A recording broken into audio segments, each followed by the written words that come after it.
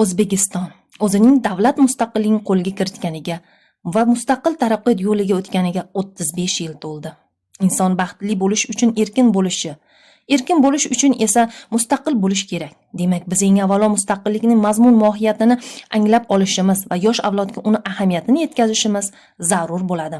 Inson mustaqillik deganda o'z taqdiriga o'zi egalik qilishi huquqi ekanligini anglashi va uni yanada mustahkamlanishiga intilishi zarurligini tushunish lozim. Shuning uchun ham har bir inson mustaqillik degan so'zini tub ma'noda tushunib yetishi, bu so'zni buyuk ne'mat ekanligini anglash va unda naqadar ulug' ma'no yotganligini anglash ahamiyatlidir.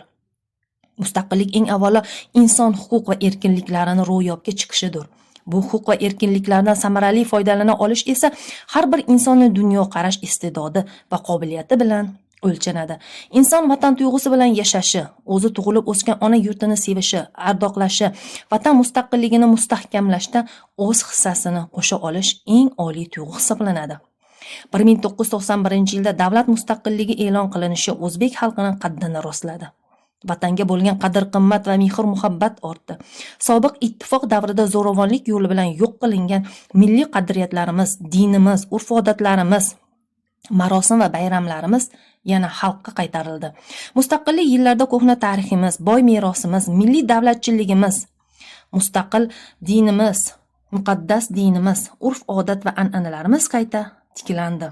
Bugungi kunda mehr-oqibat, bag'ri kenglik, hamjihatlik kabi oliyjanob fazilatlar milliy va umumbashariy qadriyatlarga hurmat, vatan taqdiri va kelajagi daxldorlik tuyg'usidir. Darhaqiqat biz mustaqillik tufayli o'zligimizni angladik. Ozod xalq, mustaqil davlat sifatida O'zbekistonni bor bo'ybastini, ulkan salohiyatini butun dunyoga namoyon qildik. Istiqlol tufayli yurtimizni jahon hamjamiyati tanidi.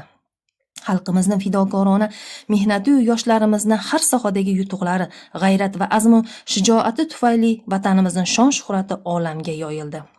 Davlatimiz mustaqilligining 35 yilligi keng nishonlanmoqda. Jonajon vatanimizda inson qadri, qimmati, sha'ni, g'ururi nechog'lik ustun qo'yilganligidan, yurtimiz tinchlik va barqarorlikka erishganligidan, davlatimiz sarhadlari daxlsizligi ta'minlanganligidan hamda millatlar aro totuvlik va diniy bag'ri kenglikni mustahkamligidan darak berishini unutmasligimiz darkordir. Jonajon vatanim, 35 yoshing muborak bo'lsin.